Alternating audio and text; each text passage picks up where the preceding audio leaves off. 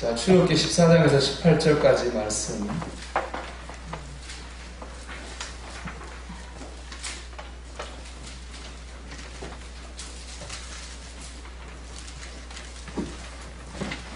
출애굽기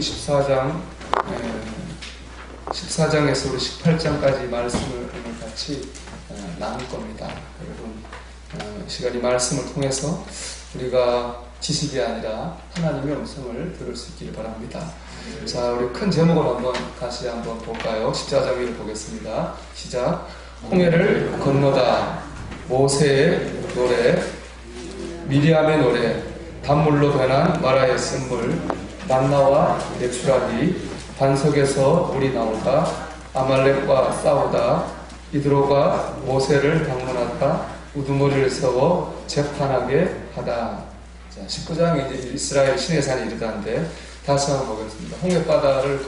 홍해바다 앞에서부터는 이제 지리적으로 보면은 시내산까지 그렇게 가려고 합니다. 다시 보겠습니다. 시작. 홍해를 건너다. 모세의 노래, 미리암의 노래, 단물로 변한 마라의 쓴물, 만나와 내추라기, 반석에서 물이 나오다, 아말렉과 싸우다, 이드로가 모세를 방문하다, 우두머리를 세워 재판하게 하다. 아멘. 자, 한번 유인물을 볼까요, 여러분?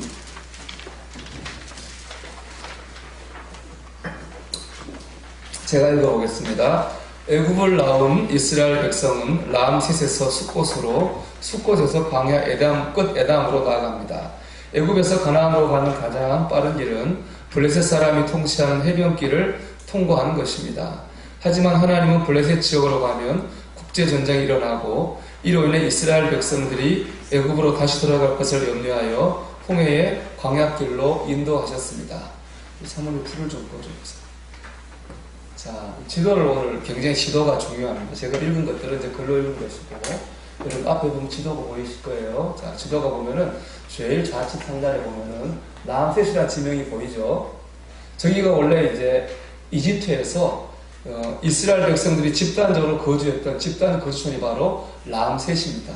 지금 어딘지는 정확히 알지는 못합니다. 저도 아주 오래전에 한번 이집트 가서 그 히브리 대학 교수님이 이쯤이 아마 람셋이었을 거다라고 하는 가안을 봤어요. 근데 뭐 흔적이 지금은 남아있지 않습니다. 그래서 저 람셋이라는 곳에 집단적으로 모여 살고 있었어요. 하나님께서 10가지 재앙을 내리실 때 이 이집트 전역에 재앙을 내리셨는데, 이 좌측이 이집트랑, 저희 색깔을 보면 뭐가 중요하냐면은 이쪽을 보면 하얗죠, 그죠? 하얗다고 하는 건 뭐가 없다는 거예요? 풀이나 나무가 없다는 거예요. 사막이고 광야 지역이에요. 이집트는 보면 어떻게 돼 있어요? 녹색으로 돼 있죠. 저기는 큰 나리가 있기 때문에 나무도 있고 풀도 있고 곡물이 잘 자랍니다. 그래서 이집트는 문명의 발상지기도 하고 살기가 좋은 곳이죠. 그 이집트에서 재앙을 내릴 때 저 람셋에만 하나님께서 안 내리게 하신 거죠. 그래서 이제 람셋에서 이스라엘 백성이 출발을 합니다. 그 다음 지역이 있는 숫곳이라는 곳으로 갔다가 밑으로 좀 내려가 볼까요? 그 다음 위에 올라가 보세요. 거기 바로 저기 이 파란 점심선 침대가 있죠. 저기 바로 홍해바다입니다. 홍해바다를 건너가는 거예요. 건너가서 밑으로 내려가 보면 에담 광야로 마라로 엘림으로 해서 이게 시내산 끝이 이게 이렇게 삼각형처럼 생겼죠. 이렇게 이걸로 지금 우리 정식 명칭으로 시나이 반도라고 하는데, 그 반도를 이렇게 가로질러 가지고 저쪽 에시온 결의라고 있는 쪽으로 넘어가서 내려보세요. 사진 내려보세요. 가데스 바네아로 했다가 다시 저쪽 돌아와서 저 모압으로 해서 여리고로 해서 가나안 땅에 들어가는 게 이스라엘 백성의 이제 경로입니다. 원래 경로는 이게 아니었는데, 다시 아까 그 숫꽃 사진 쪽으로 가보면 거기 좀 정지해 보세요. 가나안이 저쪽 땡기고 좌측으로 이동. 가나안이 지금 저쪽이 이제 가나안이라고 보이시죠? 저 위에. 네. 좀 내려보세요, 사진. 네. 내려보세요, 밑으로. 더 밑으로. 저쪽이 우측, 여러분 보시기에 좌측 상단에 가나안이라고 써져 있죠? 저기를 가는 거예요. 하나님 약속의 저기니까. 여러분, 여기가 람셋인데, 저 가나안 땅을 가는 제일 빠른 길이 뭐 같아요? 그 바다, 지중해가 큰 바다가 있죠? 지중해 보세요, 위에. 화살표로 지중해. 지중해죠? 지중해 바로 옆으로는 해안 길이 있죠? 직선로. 지금 제일 빨라, 한눈에 봐도 저게 제일 빨라 보이죠? 저게 제일 빠른 길입니다. 저게 예수님께서 헤로드 왕의 박해를 피해서 가나안에서 이집트로 피신하셨는데 저 길을 쫓아오셨어요. 저 길이 이집트에서 가나안 가는 제일 빠른 해변으로 가는 길, 해안길이에요. 저 길로 가면은 사흘이면은 이집트에서 가나안을 갈 수 있어요. 하나님이 이스라엘 백성을 빨리 가나안 땅에 들어가게 하고 싶으셨다면 저 해변길로 인도하셨을 거예요. 하나님이 저 해변길로 인도하지 않으시고 이스라엘 백성을 홍해바다를 건너가지고 광야, 에단 광야, 신광야, 신의 광야로 인도하셨다는 거예요. 이것이 하나님의 큰 뜻이 있습니다. 우리 생각에는 빨리 가나안 땅 들어가기 좋잖아요. 빨리 응답을 받고, 빨리 축복을 받고, 빨리 천국에 가면 좋지 않겠습니까?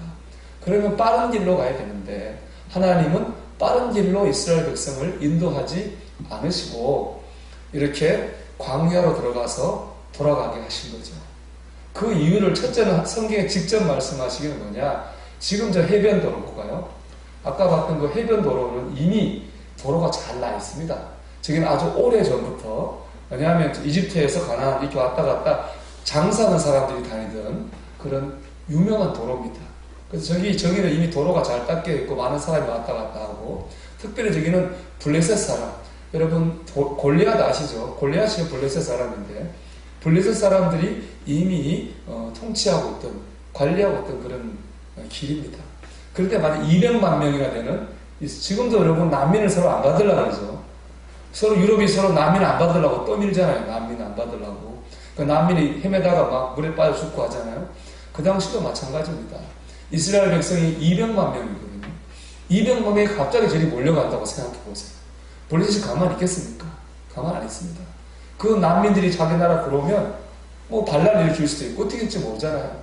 바로 그냥 군사력을 동원해가지고 이스라엘 백성을 칠 겁니다.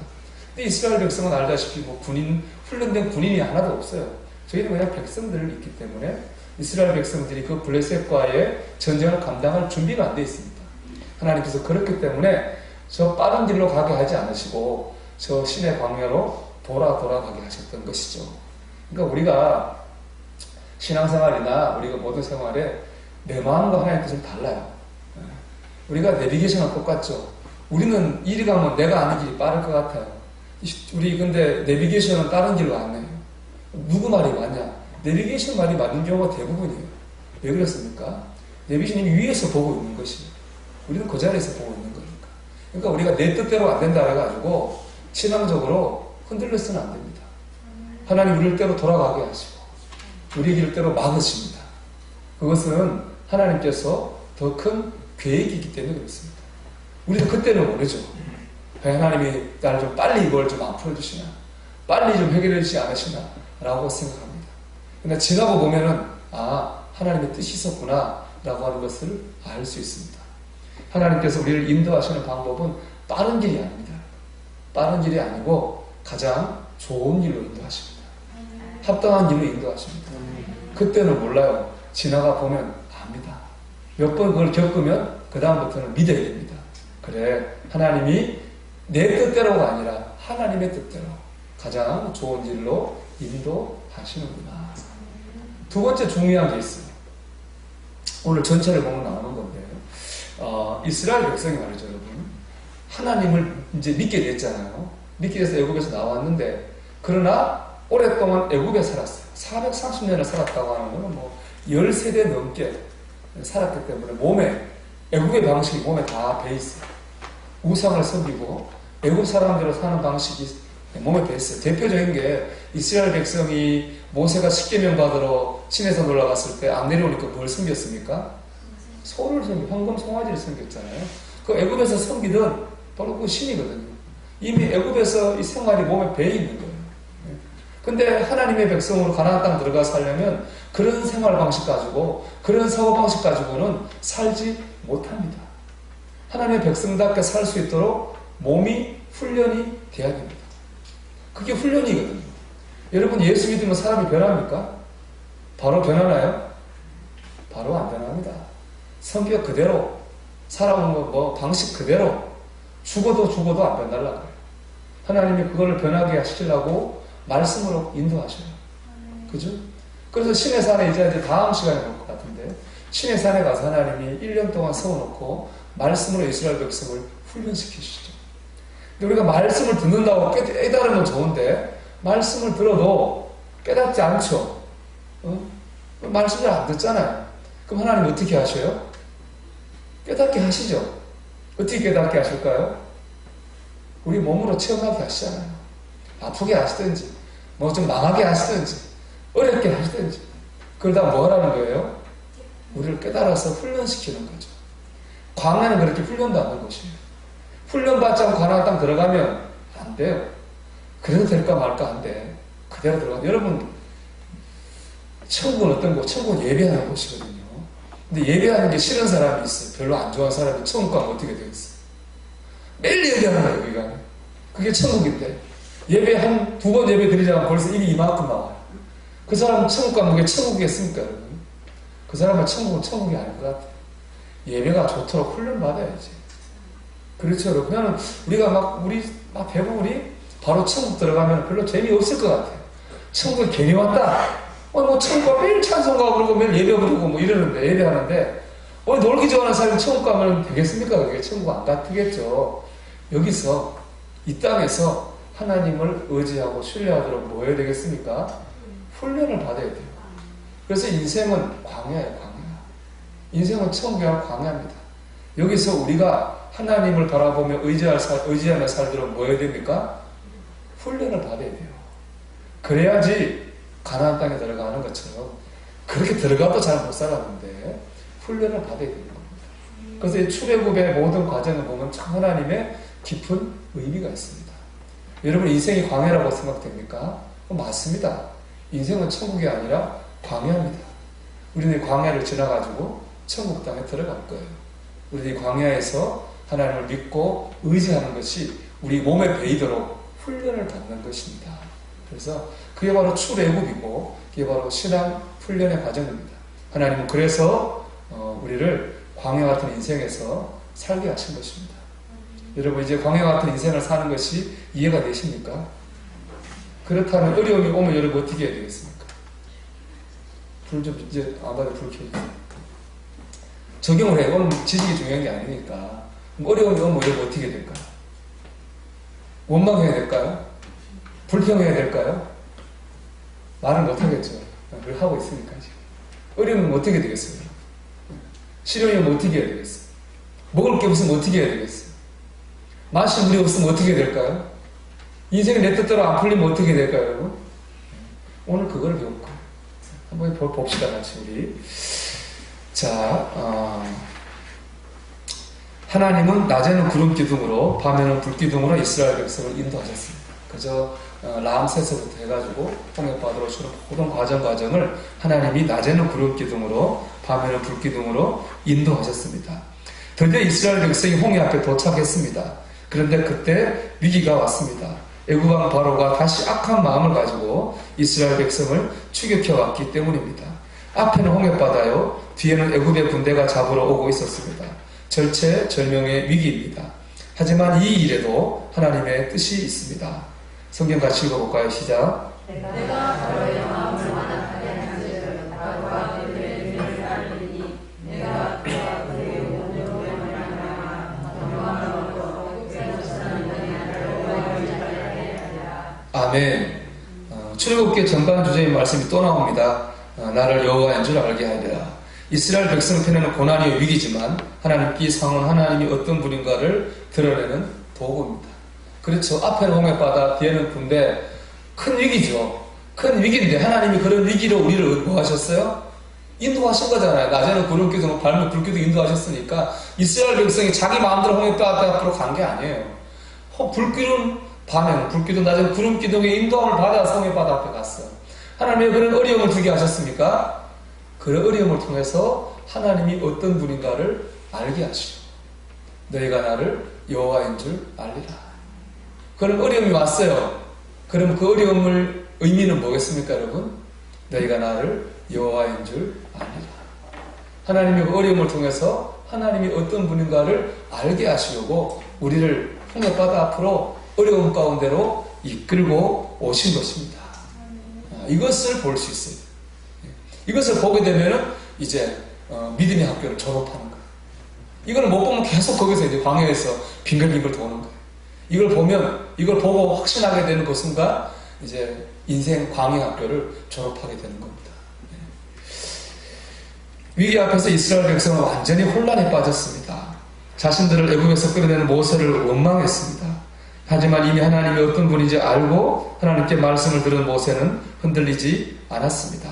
우리 말씀 같이 읽어볼까요? 모세가 백성에게 이르되 너희는 두려워하지 말고 가만히 서서 여호와께서 오늘 너희를 위해 하시는 구원을 보라.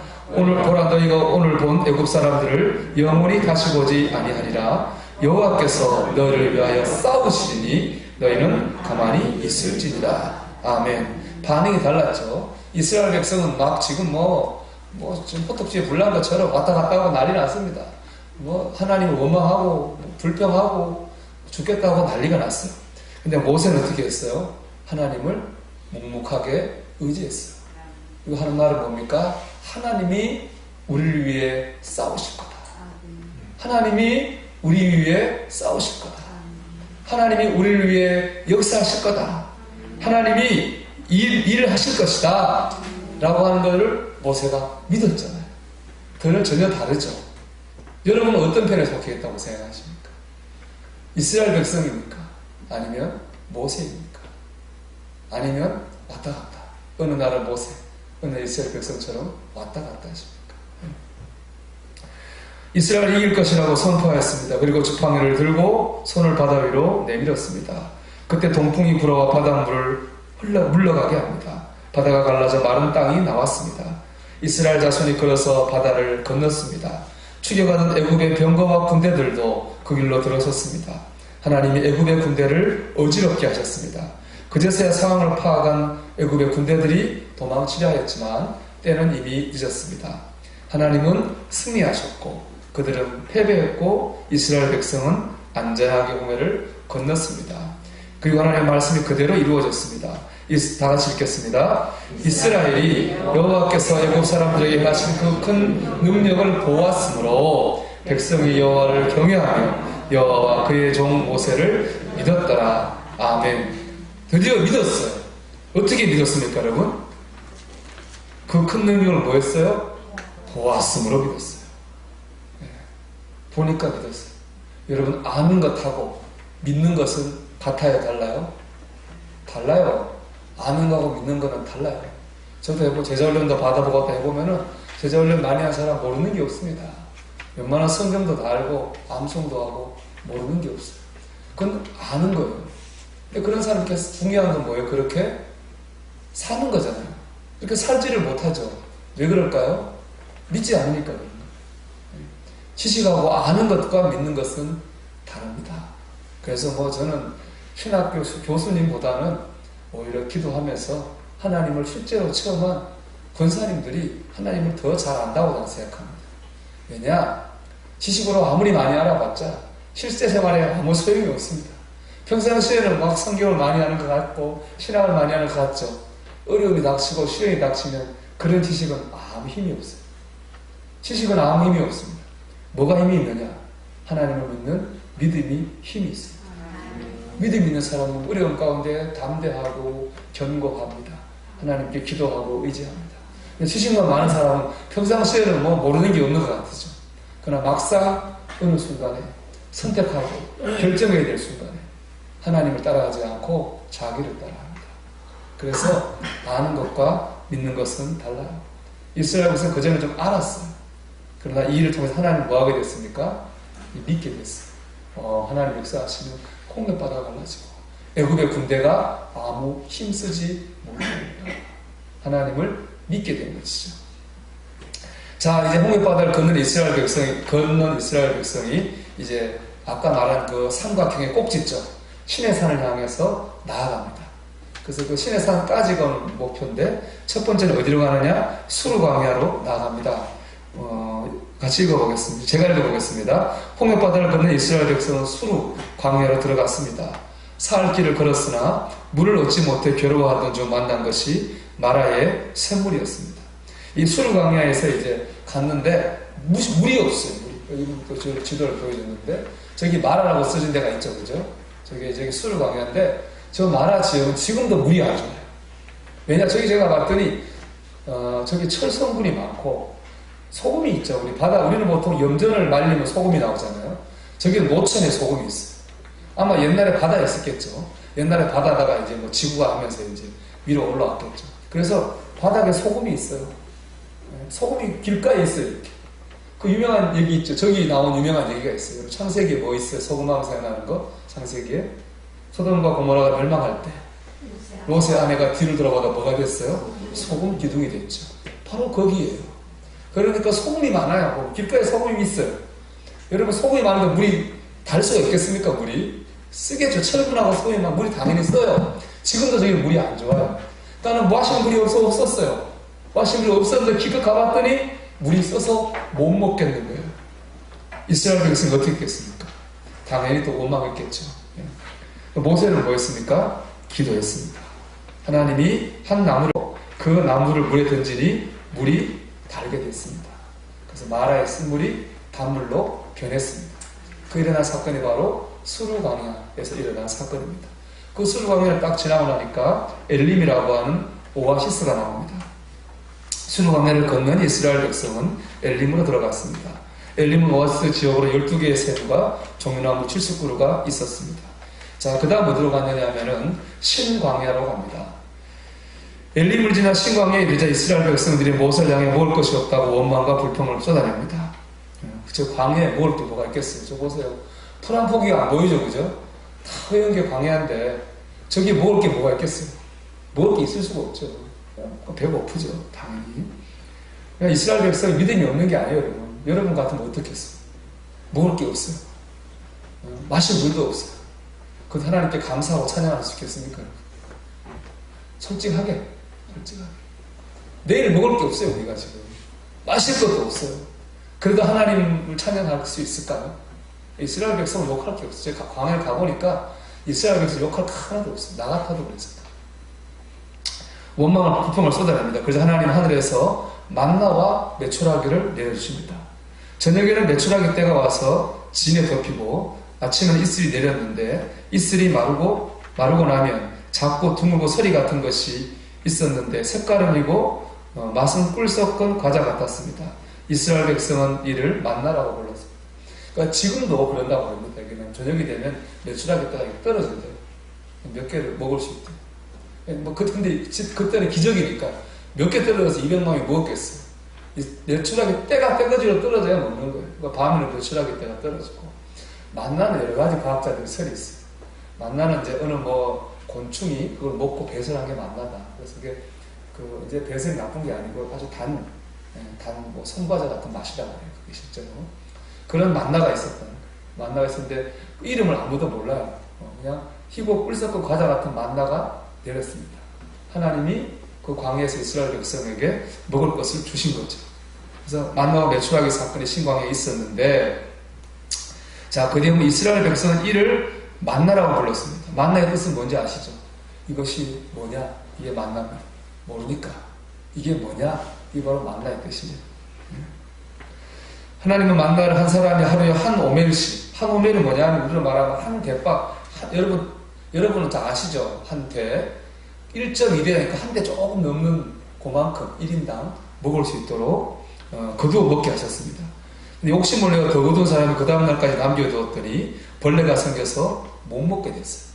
사람이 200만 명이 다 하나님 순종을 잘하겠습니까? 그 중에는 당연히 더 걷어서 좀 내가 더 먹어야지, 내일 먹게 남겨둬야지, 그런 사람이 있었겠죠. 남겨뒀더니 그 다음날 봤더니 만나가 다 썩어버렸어요. 못 먹게 됐어요. 하나님은 일용할 양식을 주세요.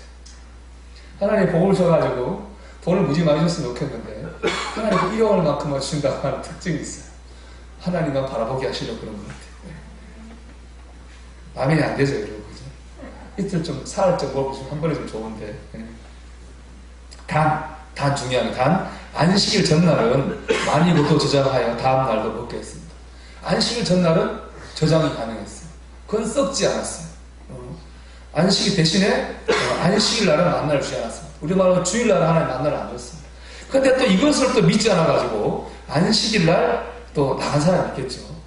분명히 안식일 날은 만나가 안 내려와라고 말했음에도 불구하고 그래도 또 그건 그거 하나님 말씀은 말씀이고 내 삶은 내 삶이니까 또 간 사람이 있겠죠. 그죠? 가봤더니 만나가 없었어요.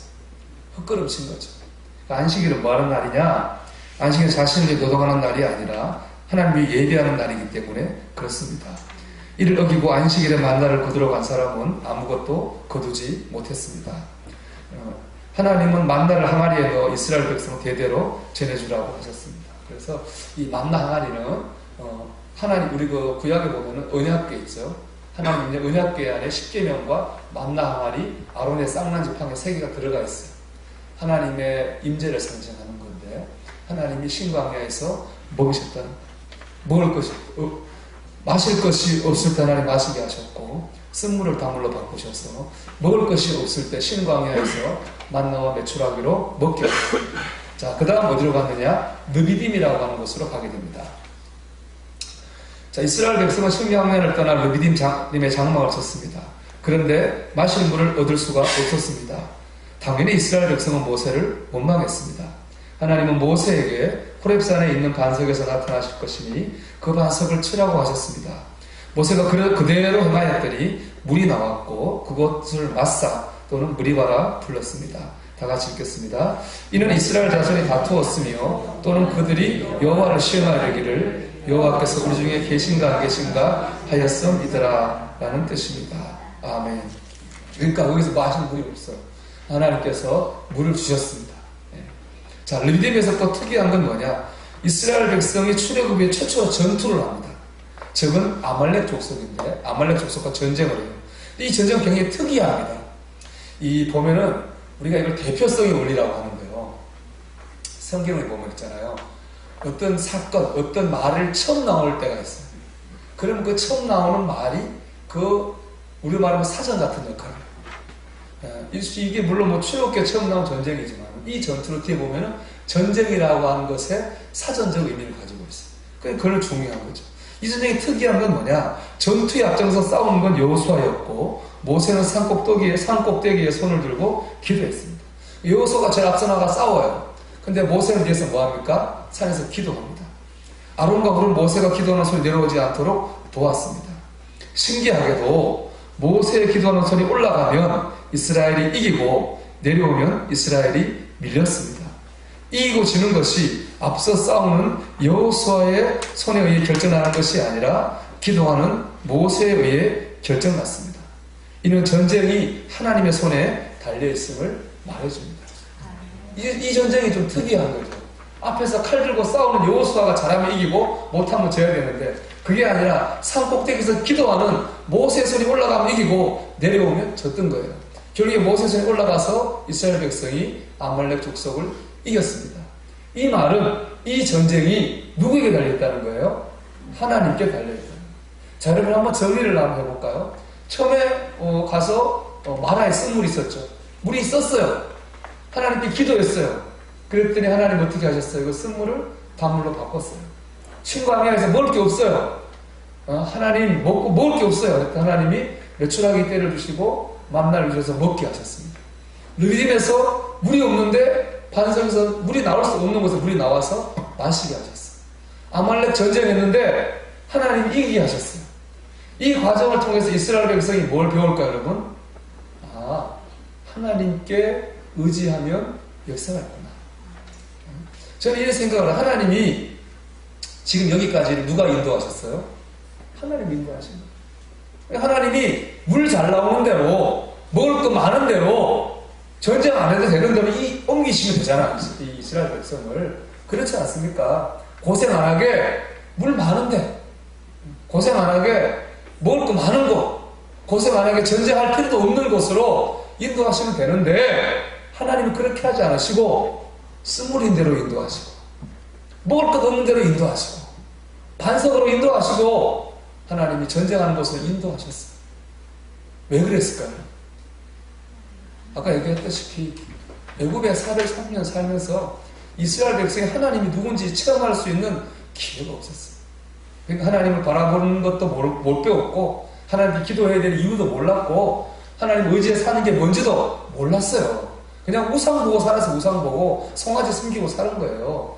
그런데 하나님이 사흘길인 해변길이 아니라 광야길을 통해서 이런 어려움, 저런 시련, 이런 고난을 겪게 하시고 그 가운데 하나님께서 하나하나 해결해 가시는 과정을 통해서 뭘 배우게 하셨어요? 하나님을 의지하는 삶을 배우게 하셨어요. 신앙생활을 배우게 하신 것입니다. 그게 바로 하나님이 이스라엘 백성을 광야로 인도하신 것입니다. 자, 여러분의 삶을 한번 돌아보십시오. 여러분의 지난 삶 동안에 어떤 어려움이 있었습니까? 어떤 시련이 있었습니까? 하나님이 그때 여러분에게 어떻게 역사하시고 인도하셨습니까? 아마 쓴물을 다물로 바꾸신 것처럼 여러분 삶을 다르게 하셨을 것입니다. 먹을 게 없을 때 신광야에서 매철하게 만나를 주신 것처럼 하나님 여러분 영혼의 욕심을 채우셨을 거예요. 또 전쟁 가운데서 하나님 여러분 지키시고 보호하셨을 것입니다. 여러분 그러면서 이제 하나님 바라보고 계십니까? 온전히 하나님을 의지하고 있습니까? 여러분 이스라엘 백성은 어땠을까요? 이스라엘 백성은 어땠을까요? 여러분? 다시 지도 한번 볼까요?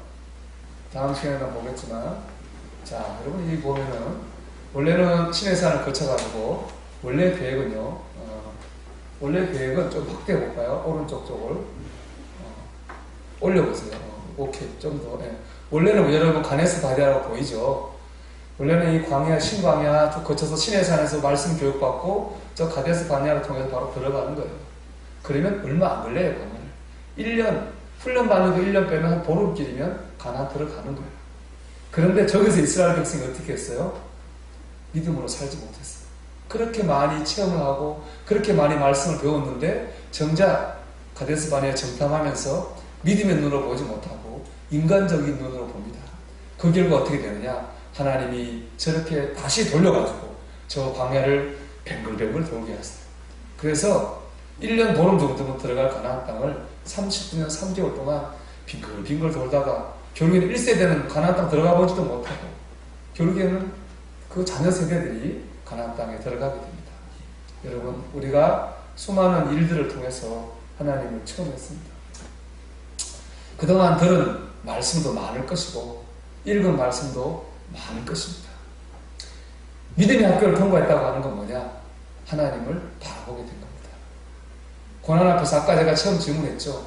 먹을 게 없으면 어려움이 당하는 시련이 오면 어떻게 하느냐? 그때도 역시 이스라엘 백성처럼 똑같이 불평하고 원망하고 낙심하고 누군가를 탓하고 그러면 우리는 또 그 광야를 빙글빙글 도는 거예요. 그러나 이제 그동안의 모든 신앙의 훈련의 과정을 통해서 느끼고 배운 게 있어서 원망하고 탓하는 게 아니라 하나님을 바라보고 하나님을 신뢰하게 되면 그 믿음의 학교를 통과하는 거예요. 그 사람이 누굽니까? 우리가 잘 아는 사람? 아브라함이죠. 아들 이삭을 제물로 바친 그 자리에서 하나님 하신 말씀, 내가 이제야 내가 나를 경외하는 줄을 알겠다. 믿음의 학교를 아브라함이 졸업장을 받은 거죠. 그리고 그 다음부터 하나님 축복의 문이 아브라함의 가문에 임하게 됩니다. 사랑하는 여러분, 우리가 출애굽의 여정을 통해서 지식이 아니라 믿음을 알아야 될 건 뭐냐? 우리가 간 이 자리는 광야입니다. 이 광야에서 하나님은 우리를 하여금 하나님을 바라보는 삶을 훈련시키고 계십니다. 하나님을 의지하는 삶을 배우게 하십니다. 우리가 그래서 온전히 배우면 세상의 고난에서 벗어나서 어디서 하나님과 동행하는 복된 삶을 살게 될 것입니다. 하나님의 인도하심을 바라볼 수 있는 저와 여러분 되시기를 주의 이름으로 축원합니다.